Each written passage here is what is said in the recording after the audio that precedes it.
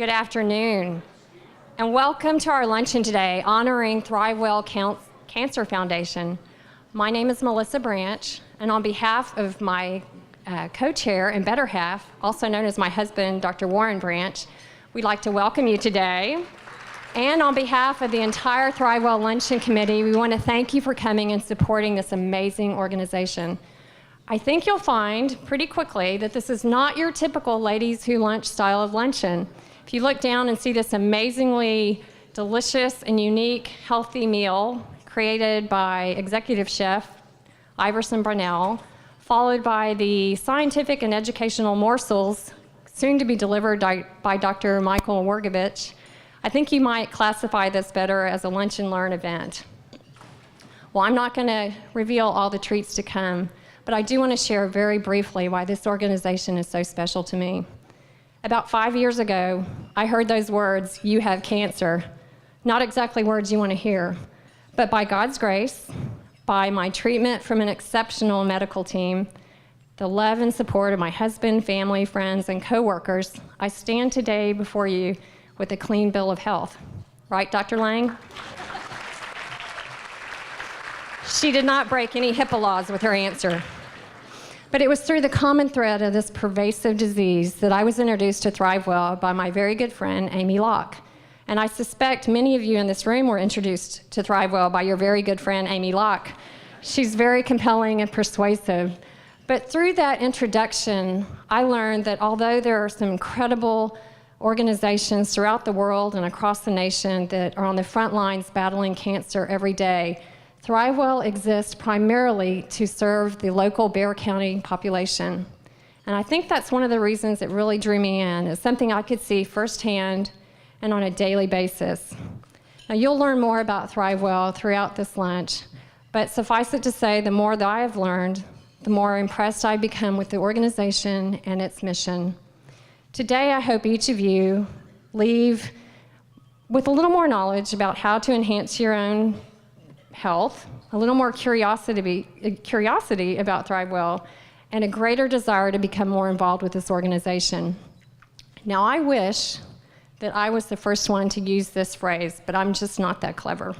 But I do hope that you each live well, love well, and thrive well. And now, it is my very great privilege to introduce Lynn Stahl. Lynn is one of the co-founders and board members of ThriveWell, and she will come up now to deliver the invocation, and I ask that you each stand for the invocation. Thank you. That was beautiful. Eternal Spirit, God of the universe, Father and Mother of us all, we are boundlessly grateful for the work of ThriveWell, which provides support and hope to scores of cancer patients and their families in our community. Oh God, some of us know all too well the pain and distress that comes with cancer and its treatments. We so vividly recall the fear and dread when we first heard that diagnosis. It's cancer. These terrifying feelings often seem to resurface before the next blood test, or CT scan, or MRI, or doctor's visit. Though cancer brings with it a host of challenges, it can also offer us a rare opportunity. Teach each of us to remember that there is little we can do to change our circumstances. However, we do have total mastery over the way we can confront these circumstances. Our attitude is fully within our control. Enable us to reflect on the positive perspective of the little girl with a leg brace. After competing in the school field day, she said to her mommy, "Today I won 2 races because I had an advantage." Mommy instantly said, "They gave you a head start?" And she said, "No, Mommy, I wasn't given a head start. My advantage was that I had to try harder." When faced with cancer, oh God, we acknowledge that we, like that little girl, have been granted a rare opportunity. We have the advantage of adjusting our attitude. we at last can realize that even with cancer, we still can recognize and hopefully savor those blessings we have in our lives. May we get in touch with the goodness that is within each and every one of us. And as we know this goodness, may we be open ourselves to the other. May we resolve to be kinder than necessary, for everyone we meet is fighting some kind of battle. Oh God, may we somehow find gifts in whatever we are granted today and tomorrow. May we experience these gifts with deep insight, clear vision, and profound appreciation. Amen. Thank you. Continue with our program. We have a lot of information and educational information to get out to you, so we're going to go ahead and keep going. My name is Erin Erkeline, and I'm the exceptionally proud Executive Director of ThriveWell Cancer Foundation.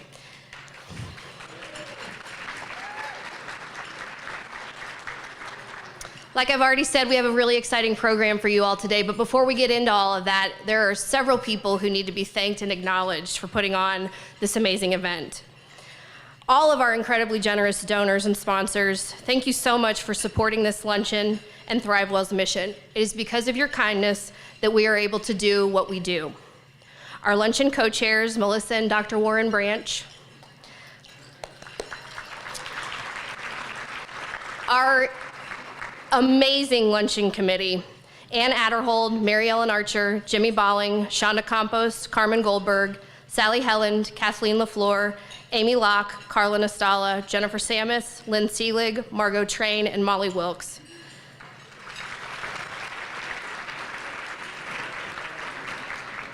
Thank you seems so very small when trying to articulate my sincere appreciation and heartfelt gratitude. By signing on to help this luncheon, you all ensured its success. Today simply would not have happened without your tireless dedication, thoughtfulness, generosity, and subtle or not so subtle arm twisting of many of those here today. Your impact on our community will be felt immediately by the hundreds of thousands of cancer patients and survivors who depend on ThriveWell each year, and their families will benefit for generations to come. For that, and on behalf of them, I say a very, very humble thank you. A huge round of applause for you guys. I can't tell you how very honored I am to be a part of this organization. I get to witness every day the important role our programs play in the lives of cancer patients, survivors, and their families, and I get to see firsthand the kind of treatment and care everyone deserves upon receiving a devastating diagnosis. Today is about giving you all an intimate look at what we do every day and ensuring that you all have a true understanding and that you're not just out to lunch on a random Friday in May. Breaking bread with us today, or maybe breaking lavash, means that you are having a significant impact on cancer patients all over our shared community. And to give you a better idea of what that means, please turn your attention to the screens in either corner of the room.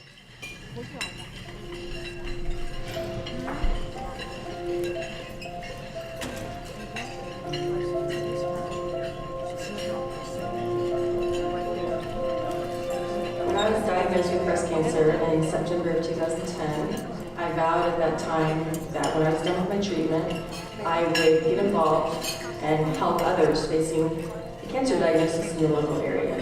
I began searching for various organizations because it was very important to me that they not only helped current patients, but looked to the future to find a cure for cancer. And so I looked for many different organizations, and I found ThriveWell. In October, I was diagnosed with ovarian cancer. It was a shock. Our lives have changed. Chemotherapy, going to doctors, the co-pays were adding up. That would add to the stress when I was going through chemotherapy. But Risha, he just was always searching online, asking questions, and he found ThriveWell, and he found out about ThriveWell and what they could do to help us. In San Antonio, and probably in many communities everywhere, there are patients who forego their treatment that will save their lives, because they can't pay for their co-pays, they can't pay for their transportation to and from their many doctor's appointments. And there are people, many people, who will quit their treatment and they will succumb to their cancer. Everyone deserves to have their cancer treatment, and we believe that through our patient assistance further, and we are saving lives. We will pay for co-pays for patients. We provide transportation to and from treatments for patients, appointments, making sure these patients get their much-needed treatment. They will survive their cancer. My father died when I was 17, lung cancer. I have a very personal issue with this disease. I perform clinical trials of oftentimes innovative new medicines going into patients for the first time. Ultimately, the researchers try to accelerate the development of new drugs for the treatment of cancer, and hopefully, in the end, lead to a cure. And so everything that we really are aiming for is to try to move the field forward faster than right now. We have a very large genomic program here in San Antonio, and it costs quite a bit of money to actually take the tumor and to pull out DNA and see what are the genetic abnormalities that led to that cancer. And that type of work is never funded by most organizations, but Thrival has been a large advocate for that. When I was first diagnosed with breast cancer, I was already looking for breast cancer resources in San Antonio, and I came across the Thrive website. And I saw that they had a DEVA program that was open to breast cancer patients, so I decided to join. The DEVA program is a free program to breast cancer patients and survivors. They offer exercise classes, nutrition classes, and article healing classes, all for free. So what I get out of it basically is a camaraderie with all the other breast cancer survivors and patients. Our DEVA program encourages women to exercise 3 to 5 hours a week and to follow a breast cancer preventative diet. Research has shown that women who follow these guidelines can have a 50% reduction in their recurrence rates. If Thrival didn't exist, it would be hard for me to get the funding that I needed to get my genetic testing done or to have my therapy done. I wouldn't have that sisterhood where I can go and just get away from the world. It's just that the DEVA program and Thrival Cancer Foundation, it's a really well-rounded program. It's something no other support group really has in San Antonio. When cancer comes knocking at your door, it touches everyone. We have been extremely lucky to be able to work with people that helped us, like Thrive. It's incredible what Thrival has done. The people who I hardly know are helping us like this. I mean, it's wonderful, and it touches me. As a cancer survivor myself, I have a unique ability to see and recognize what the services and programs we do, what kind of an impact they truly can have, because I lived it. I truly believe the work we are doing at ThriveWell is life-saving and game-changing, but we could not do the work that we do without the generous support of each and every one of our donors. If you give money to ThriveWell, that money will stay here to support research, a very diverse community of researchers here in San Antonio. And that really is the goal. We want every dollar that's raised to be used here in San Antonio to really develop the best ideas that our investigators come up with. The world of cancer research is changing very quickly. The biggest change that we're going to see over the next 10 years is taking the whole genome of a patient, understanding all the genetic areas, understanding how they all interact, those genetic areas, to lead to a cancer, and then formulating how we're going to have medicines that will target all those areas. And that is the future, and it will be transformative.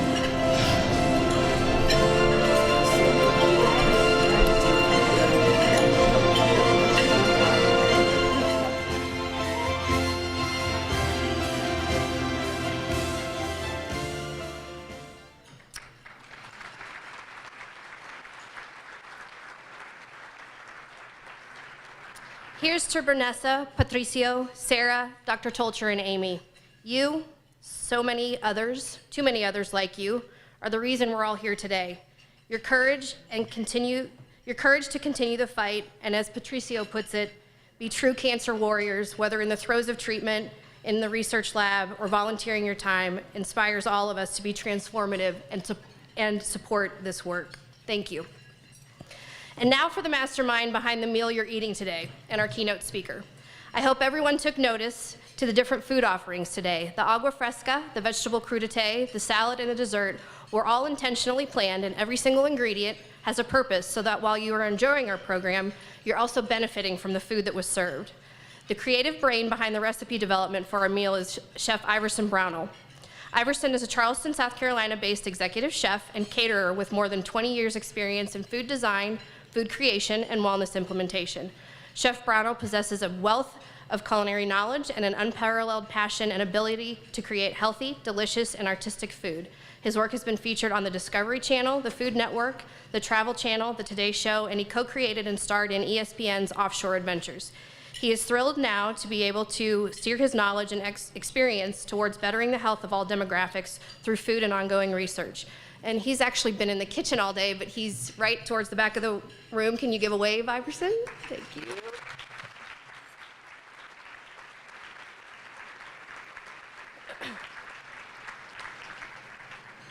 He and Dr. Michael Wargovich co-founded Can Survive Cuisine in 2010. Dr. Wargovich is a native of Pittsburgh, Pennsylvania, received a BA at Washington and Jefferson College in biology, an MS from Duquesne University in biological sciences, and a PhD in microbiology from Texas Tech University. In 1984, he was recruited to MD Anderson Cancer Center, where he pioneered the development of preventative agents for use in human clinical trials. In 2012, he relocated to the University of Texas Health Science Center at San Antonio, where he co-leads the Cancer Prevention and Population Science Program for the Cancer Therapy and Research Center. He holds the Cancer Center Council Distinguished Chair in Oncology, and he also serves on several grant review panels, one for the National Institutes of Health, the VA Merit Review Board, American Institute for Cancer Research, and other national and international funding agencies. Please help me in welcoming Dr. Wargovich to the podium.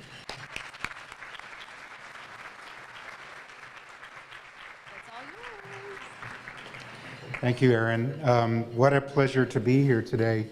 The luncheon speaker doesn't get to eat lunch. That's already happened for me. But the second thing is, this is an unusual opportunity. Rather than talking about what you should eat, I'm going to talk about what you're eating. So I'm going to have about 20 minutes to go through some background. I encourage you to take any notes that you would like, and to add at the end of the luncheon, Chef and I will be happy to answer any of your questions. So as a longtime cancer researcher, it's come to my attention that, and everybody in the field, that as you can see on the screen, we're really concerned about inflammation and cancer. So everything that you've seen on the table, from the agua fresca to the little take-home that you have in the plastic bags, is designed to impact on inflammation. So what are we talking about?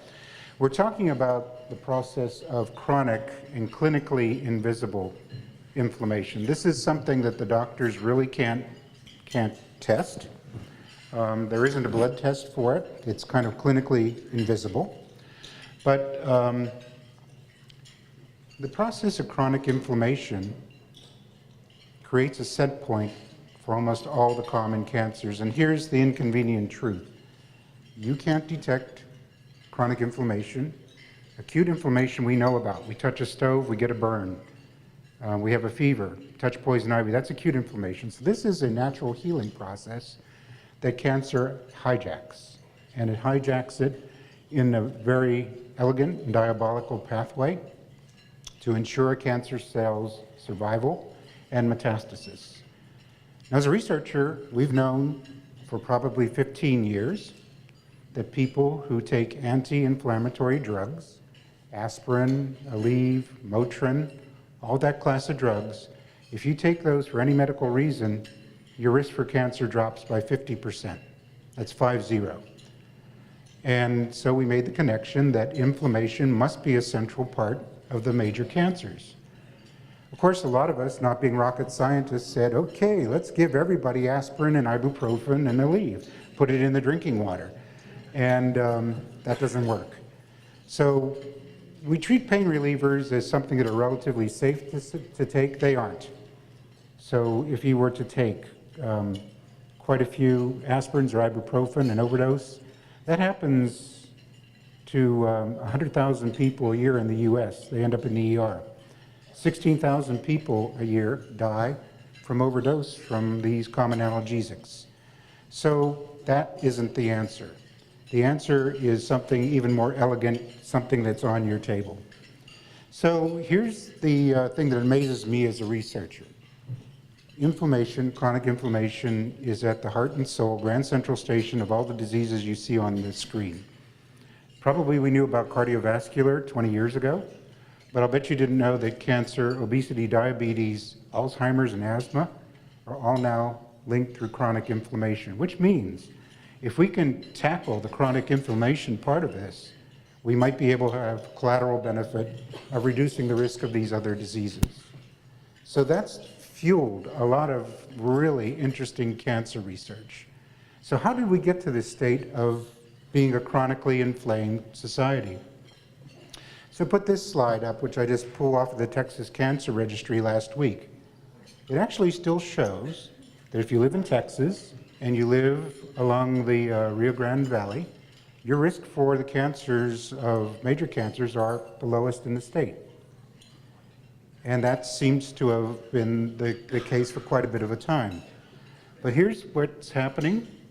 As people move from that part of the state up into the population centers, they acquire immediately, within 10 years, an extraordinary risk for cancer. Here's one that we're really concerned about. It's liver cancer. We've never seen this cancer in our country. It's common in the developing world. It's common in Asia and Africa. But if you are male, and if you're Hispanic, and you're older, and you live in South Texas, and look at the hot spot, Bexar County and all the counties that surround us, you have a 17-fold higher risk than anybody else in the country for liver cancer. So what's going on? What's going on is acculturation. I'm going to talk about that. Changing your lifestyle, and not for the good. So I think there are two detrimental forces at work. And what the chef and I are trying to do is to correct this. The first is acculturation. We can't correct that. So when you move from a country that's underdeveloped to this country, or if you move from South Texas to Dallas, Houston, or San Antonio, one of the things that happens is acculturation. People give up their traditional ways of living. Their cultural and dietary practices go out the window, the way your grandparents ate, and everybody adopts the new unhealthy pattern that is just sweeping the world. So I think that's one thing that's happening. There's no question that it's happening throughout the world, as I'll show you in a minute. What's also happening is what we call phytochemical depletion. Phytochemicals, plant-based chemicals. How many times have you been told to eat 5 or 6 or 7 servings of fresh fruit and vegetables a day? Actually, still very few people are doing that in this country. We are talking about the replacement of the natural plant-based sources with the high-calorie, easy foods, I'm in a hurry, that are devoid in natural products. This is happening in front of your eyes if you're traveling the world, if you're going to Asia, to Africa, to South America. This is an interesting picture. It actually shows, in America, the average monthly consumption of a typical family. Okay? Almost all of it is processed foods. And this somehow has gotten to the mind of people when they move to this country. This is what America's about. This is the wonderful lifestyle we have. So I'd like to show you just a couple of things to draw your eyes to this map, left or right. Look where you live. One of the highest states in the US. Most of the Southeast is for obesity. Of course, the other thing is diabetes. So diabetes and obesity. Remember liver cancer. Here's what we figured out. If you're diabetic, if you're obese, this compromises the liver. The liver goes into a process called non-alcoholic fatty liver disease plus cirrhosis. That leads to liver cancer. We think that's happening in a lot of Hispanics here in Bexar County and in the surrounding areas. So what do we do to try to stop this? This is the picture of the rest of the world. I love to show this because this is the exact opposite of what I was trained to believe. That cancer is part of being from Europe, North America, Canada, Australia, New Zealand, all the countries that were populated by immigrants from Europe. We think a lot of the major cancers have their origins there. But everything's moving south of the equator. By 2030, the hotspots in the world for cancer will be Mexico, South America, most of Africa, almost all of Southeast Asia. So what's happening? What's happening? We're curing the infectious diseases that used to kill people in the developing world. That's one. Two, these countries are becoming much more affluent. And as they become more affluent, and I love to say this, you can reach a level of affluence in which you can afford to eat poorly. And that's what's happening throughout the world. So here's the bulge. That's the way the world was constructed. Most of the population young, not aging, suffering from other diseases and fatalities and mortalities. This is the way the world is looking in the next 20 to 30 years. Everybody's getting older. They're living longer. They live longer. They unfortunately enter a zone in which they're going to be at risk for cancer. I don't know if you can see the bottom slide. That just shows you the hotspots in the world still for colorectal cancer, the disease I study.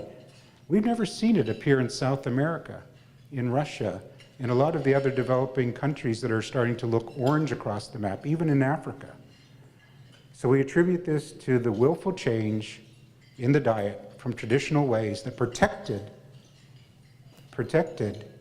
developing populations, and now they've been converted to our lifestyle and the way we're going. So what is phytochemical depletion? I'll read this for you. Most people can't see it. 12,000 years ago, humans had available to them throughout the world about 7,000 edible plants. Traditional or indigenous people today across the world that haven't been contaminated have access to about 200 plants. So here we are, a multitasking, sleep-deprived, overstressed, the Spurs are in the playoff, San Antonian. Things we do to ourselves.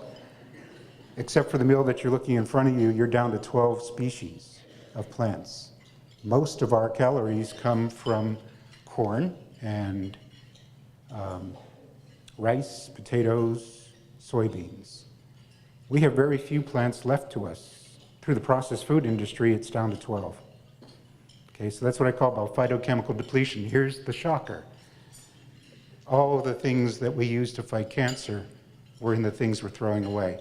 You won't be able to see this, but I'll just describe what this slide shows. In the outer ring are the countries across the world and how varied their diets were 30 or 40 years ago. As you come into the ring, watch how some of those countries have taken their diets, de-diversified them, become homogenized, and now they're sitting in here, in the center of the circle where most of the world is now. Our diets are not becoming diverse, they're becoming homogenized, and in a bad way. This is the way the third world, the developing world, looks. I traveled the world. I've been to 26 different countries. I just returned from the island of Dominica in the West Indies, where I'm identifying and collecting and cataloging medicinal plants, especially those that are anti-inflammatory, before that knowledge disappears. So for most of the developing world, it is a plant-based food. And so teaming up with Iverson Burnell, we thought, let's bring this back into our culture. And these are just a few pictures from the West Indies, where there's still local markets. People are generally eating fresh fruits and vegetables, and they're available all year round. But in the island of Dominica, in a research station for about a week, I went into the capital city, saw all these beautiful fruits and vegetables. But guess what the kids were eating? They were at the one KFC, the one Pizza Hut, and everybody had a Coke in their hand. That's the way the world is changing. So here's the secret. The secret is that everything that you see on the table that's colorful, that tastes good, that smells good, are the plant-based chemicals that are anti-cancer chemicals. We're still trying to figure out why plants develop them, but if they do look good and they do taste good and do smell good, that propagates a plant. But by the process of eating, we get the benefit of all these antioxidants and anti-inflammatories. And there's probably everybody in this room is an expert in antioxidants. Well, the inconvenient truth is that they're very hard for us to absorb, very difficult for humans to absorb these things. So the combination of myself and Chef Burnell, we've gone into the laboratory and we found out that there are certain tweaks that can boost the antioxidant and anti-inflammatory potential out of the foods that can be eaten, and that's in the design of each thing that you're looking at. We call that the Can Survive cuisine concept. So basically what we're trying to do is to impact on inflammatory diseases. Everybody in your family probably has had their first brush with an inflammatory disease, whether it's heart attack, cardiovascular, any itis out there, dermatitis, colitis, pancreatitis, all will lead to cancer in time. And the secret is to bring back in the anti-inflammatory, don't know why this is on a timer, to bring anti-inflammatory diets back into the mainstream. Sometimes I refer to this as turning back the dietary clock. So think about your moms and dads, your grandparents, local produce, working on the farm, more physical activity. The lights weren't on in the 1930s, so they went to bed when the sun went down. We changed all that, and it's not good.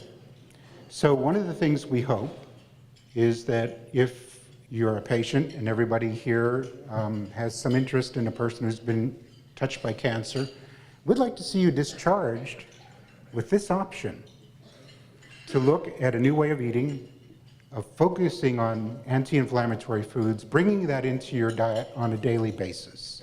And hopefully this will be an intervention that will work in time. So, what should you be consuming every day? And I'm going to go through you might want to take the pens out for the next 5 minutes because I'm going to go through a lot of the things that are in the recipes.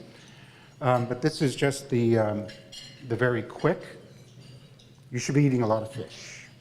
In fact, I would park my car at Groomers if I were you and get fish in as much as you can. For the guys in the room, nuts, legumes, and seeds seem to impact on prostate cancer. Fresh fruits and vegetables, make them as brightly colored as possible. Everybody knows about red wine and the benefits of the compound called resveratrol.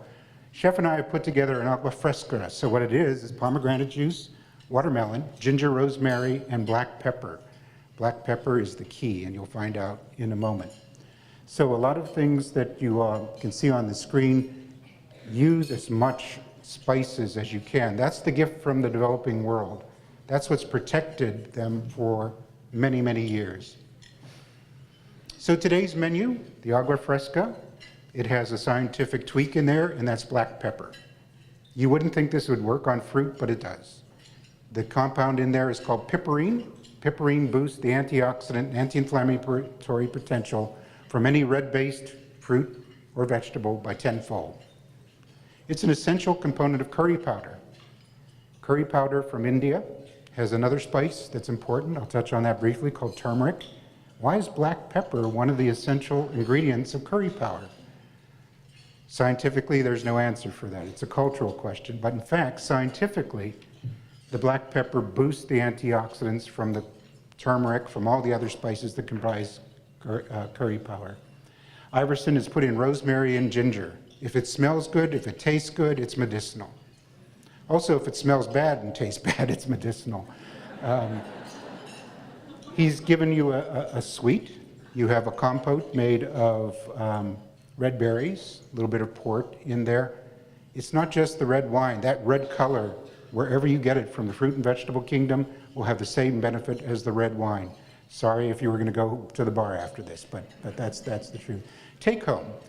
We put a little gift to take home. Remember this presentation by, it's chocolate and blueberries. Everybody knows that. Antioxidants out the gazoo, right?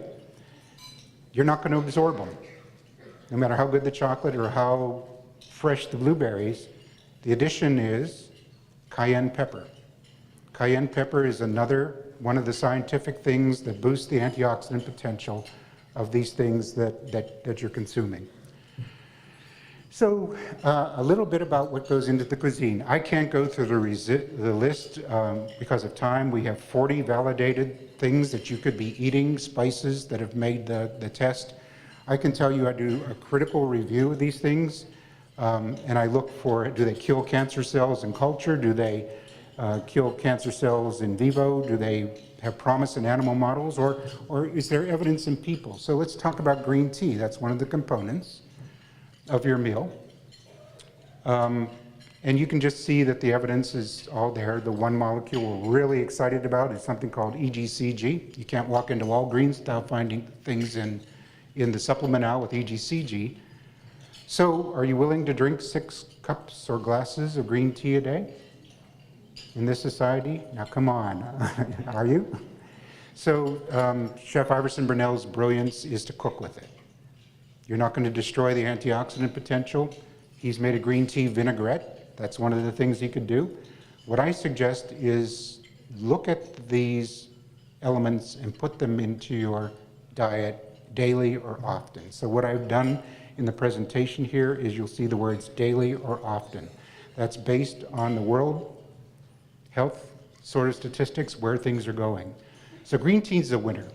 So is ginger. There's a compound called gingerol that actually gives you the flavor and taste in the ginger root. Fresh is best, but use it as often as possible. We have it in your agua fresca. We have it in your dessert. We have it in cooking.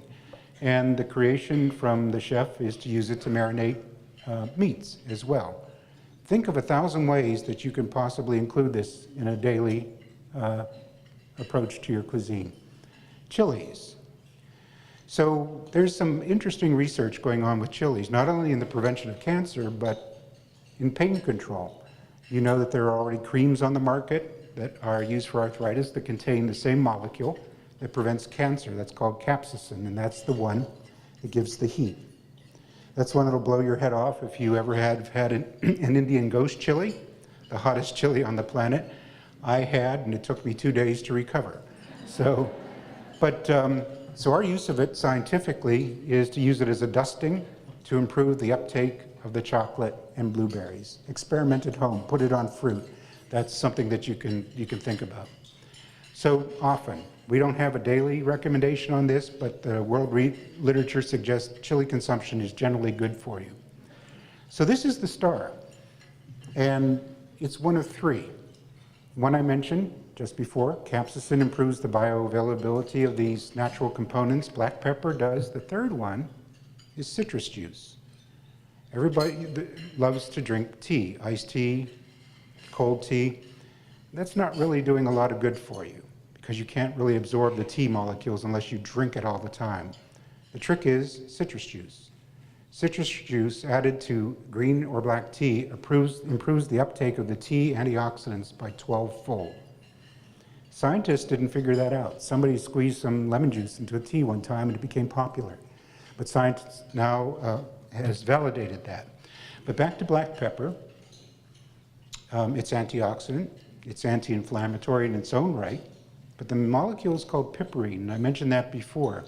And you want to try to get this daily on your vegetables or in your fruits. As I said, I just came back from Dominica where I had some pretty good food and fresh fruit at the end of a nice meal. My wife reaches for the black pepper shaker and starts putting it all over the fruit that she was given, and the person who served us just went, ah! So they had no idea that we were trying to improve the uptake of the great compounds that are in fruit by using the hint from science on black pepper. Rosemary, a very distinctive herb, and generally you want to use fresh herbs if possible, frozen if possible. Dried, you're going to lose a lot of the potential, but you're going to concentrate them at the same time. So herbs in as often as possible. The compound studied in cancer research is called ursolic acid. Very interesting molecule in terms of cancer research. The chef's suggestion, as we did, put it in agua fresca, put it in meat dishes. Red grapes, berries, melons, cherries, I put these all under one category. We used to talk exclusively about resveratrol in wine. It's in all of these things. And here's the take home. The analgesic properties of a baby aspirin, 81 milligrams, you can get the exact same benefit from eating 20 Bing cherries. Okay, so the molecules that are colorful, that are in these fruits and vegetables are anti-inflammatory. They act like the drugs. But there are long, long histories of people eating these things and not suffering ill effects. So these are part of desserts, agua frescas. We put it in the desserts. You can put them in vinaigrettes as well. Turmeric, probably one of the hottest superstars in cancer research right now, comes from that member of the ginger family, and that's a picture from the West Indies of the turmeric root. It looks exactly like a little mini ginger.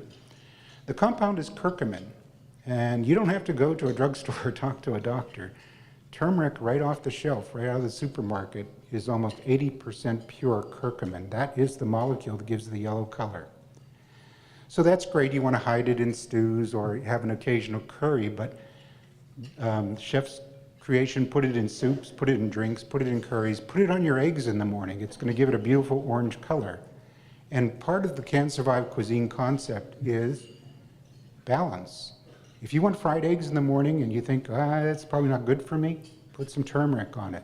So you're taking some of the bad things and adding back balance in the diet. Turmeric should be taken daily. So I'm going to finish here. And I don't have a lot of time to address everything that we can talk about today. There will be questions when the program is finished. But the anti-inflammatory diet, it's all about balance. And for those of you who have heard me talk before, you're going to say, well, you know, I'm going to Ruth Chris Steakhouse tonight and somebody else is buying. What should I order? I said, go have a blast. Somebody else is buying.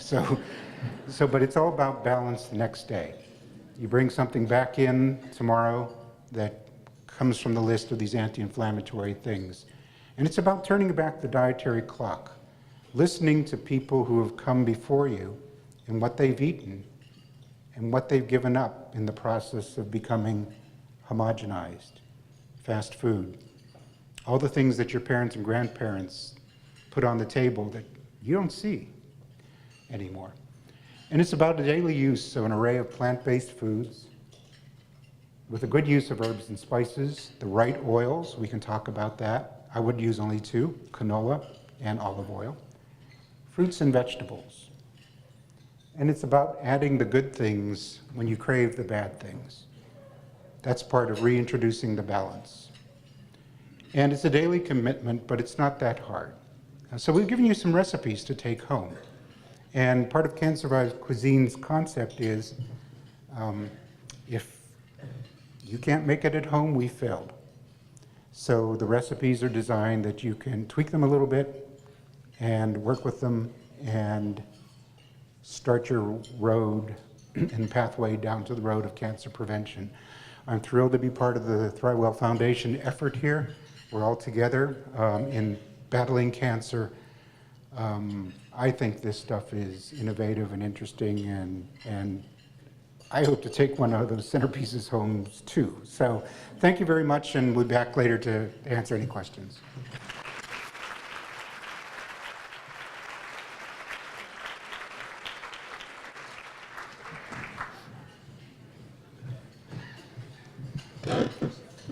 Thank you, Dr. Worgovich. You've given us some wonderful ideas to take home, and I've been looking through the recipe book, and it's stuff we can all do. So thank you. My name is Amy Locke, and I am honored to serve as the board president of the ThriveWell Cancer Foundation. I want to thank each and every one of you for being here with us today and standing with us in support of the work that we do. When I was diagnosed with breast cancer in 2010, I decided that I wanted to get involved with a local organization that would not only help take care of cancer patients today, but also help find a cure for tomorrow. My experience with cancer, sorry, it still chokes me up to say, and it's been almost 4 years.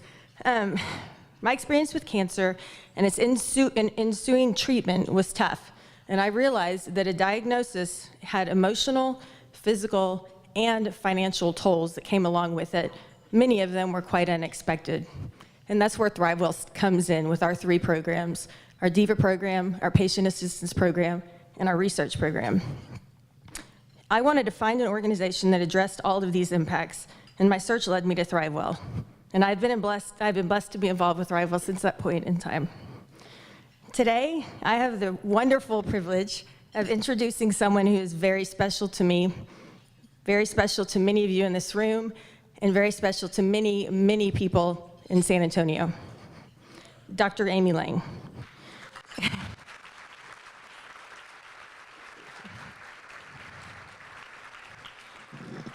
The ThriveWell Cancer Foundation was formed in 2007 due to the incredible initiative of 3 amazing women, Dr. Amy Lang, Lynn Stahl, and Amy Ofinger. Let's rewind back to 2007.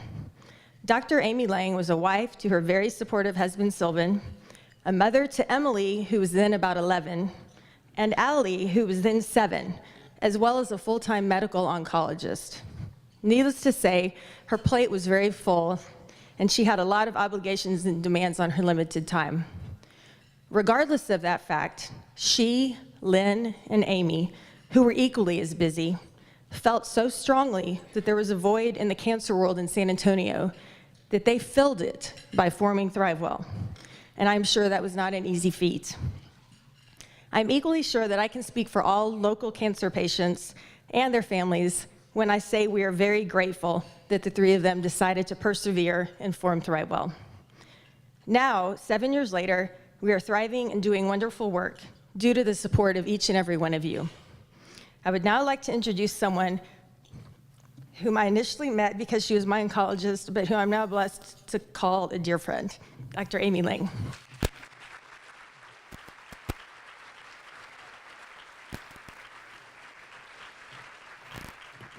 Thank you. Hi, everybody.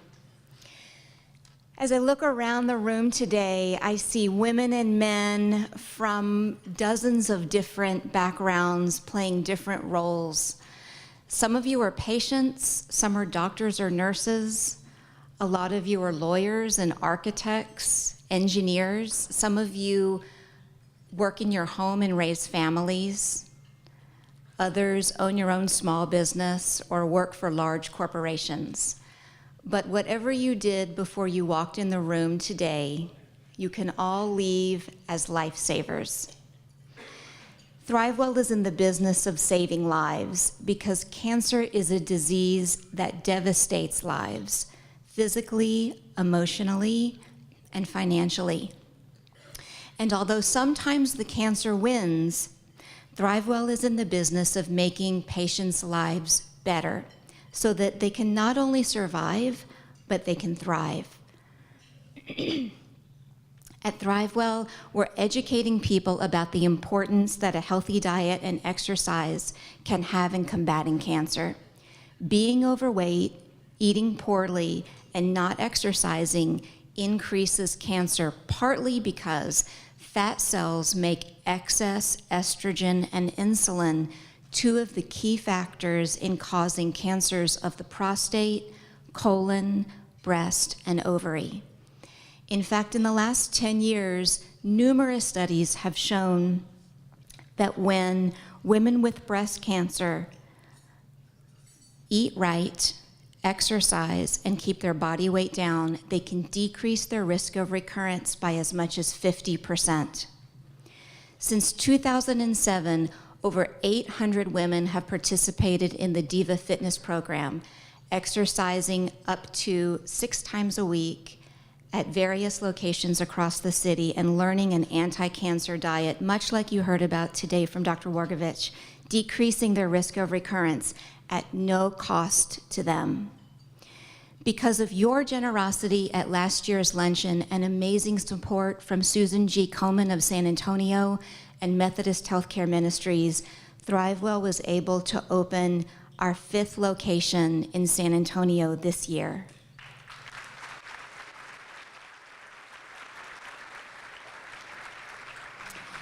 ThriveWell is in the business of saving lives because without treatment, people with cancer will die.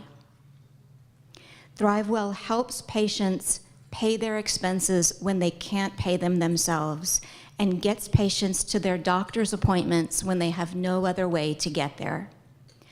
A classic example of who ThriveWell helps is Michael, a 50-year-old auto shop mechanic, a husband, a father of 3, and the sole breadwinner for his family. When Michael was diagnosed with lymphoma, he quickly started on chemotherapy and radiation. Before long, Michael was physically and financially depleted. He literally could not go to work. He used up his sick days and had to take unpaid leave of absence from his job. When he ran out of savings, Michael had to sell his truck so he could pay for his medical expenses. And then he had no transportation and couldn't afford his copays. Michael's wife learned about ThriveWell through his oncologist's financial counselors. He applied and was immediately approved. And at the end of his round of treatment, Michael's wife wrote this letter to ThriveWell. Thank you so much for your help with my husband's cancer bills. After long months of chemo and radiation, we're now praying for a bone marrow match. Your financial assistance is a silent blessing for us. Thank you again for all of your help. We don't know what we would have done without your support. Since the inception of ThriveWell, we've been able to give $500,000 to people living in San Antonio who can't pay for their treatment or get to their doctor's visits. And thanks to your generosity at last year's luncheon, we doubled the assistance we could give this year, extending over $200,000 to patients in San Antonio.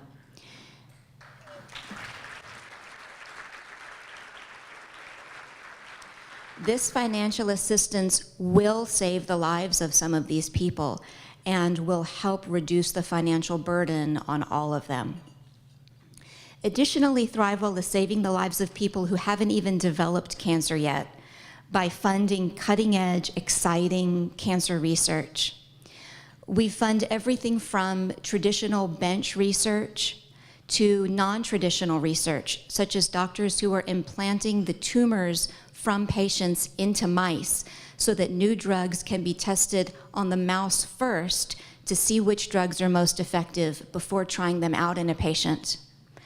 We're also funding non-traditional research, such as that of Dr. Tony Tolcher and his team, who are looking for the genes that are messed up inside of cancers, causing the cancer to occur, so that drugs can be found to target those genes.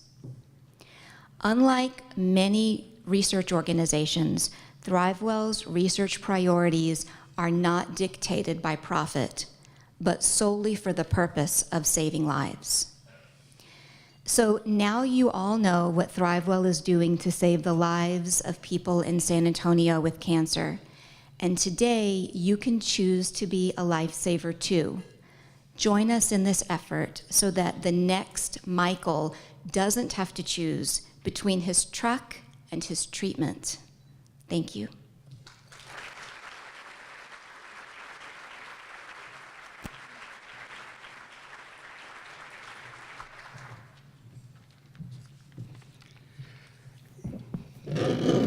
Why they always put me following people that are so smart.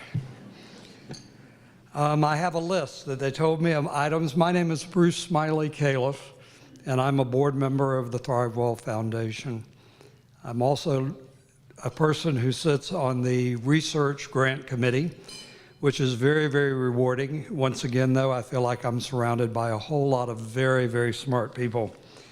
I'm lucky enough to sit on a board made up of very, very dedicated men and women who so individually are uniquely diverse in our businesses, our lifestyles, our talents, but we function as with one single goal as a board, and that is to make sure that this foundation continues to be successful and keep this foundation moving forward.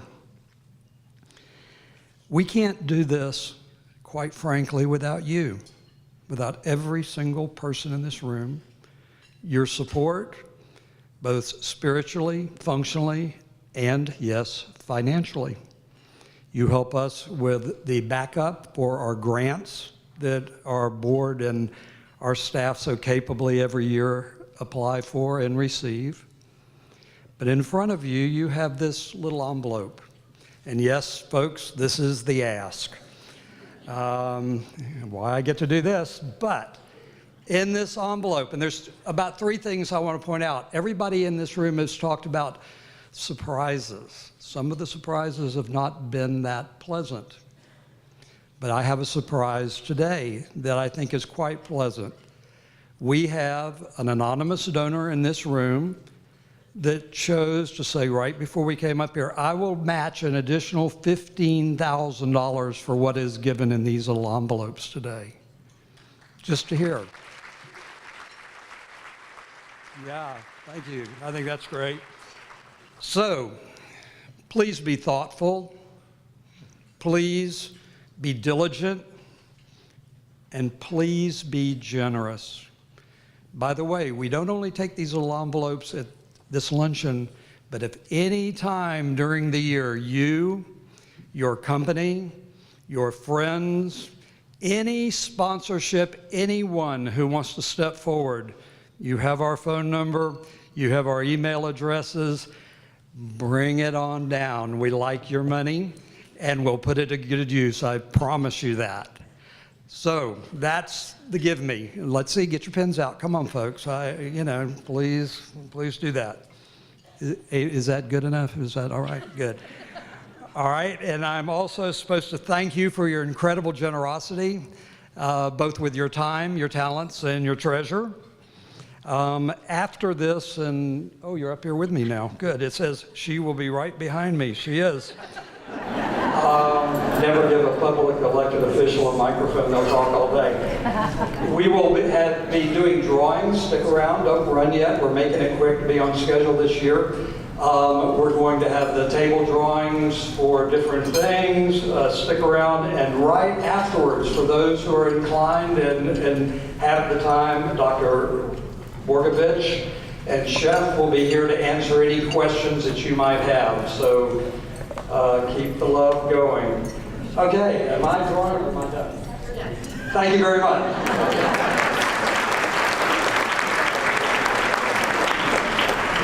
Okay, folks, just to reiterate, we're going to do the raffle drawings for the Live, Love, and Thrive Well packages. We'll announce the winner of the attendance prize. If you win, you'll be able to collect out through the doors. We are also selling centerpieces for $20. If you are so inclined, you can also just write a check or whatever, leave it on the table, or you can pay for it out front. And then Dr. Borgovich and Chef Brown will be available for Q&A for those folks who can stick around and are so inclined. So, Melissa? All right, this is for the Live Well package. I think that's the George Strait. 628062. It's got to be somebody who's here today because it's this kind of ticket. Check your tickets. 628062. All right, we have a winner.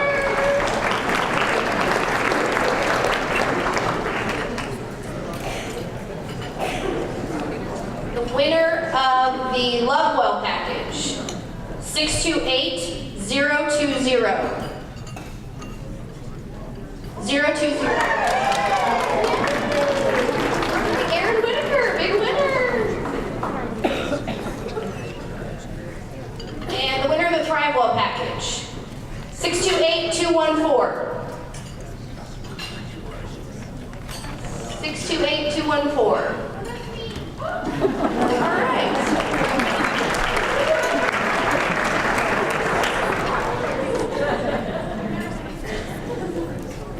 And the winner of our attendance prize is Susan Heydrich with Amateur Bank. All right. So folks, that concludes the official part of our program. Again, thank you a million times over. There are literally thousands of Patricio, Ronessas, Amy, Sarahs, and Dr. Tolchers who we are supporting every day, and we really, really couldn't do it without you all. So thank you, thank you. And if you are making a donation, we have donation boxes on all the tables. They were made by our divas.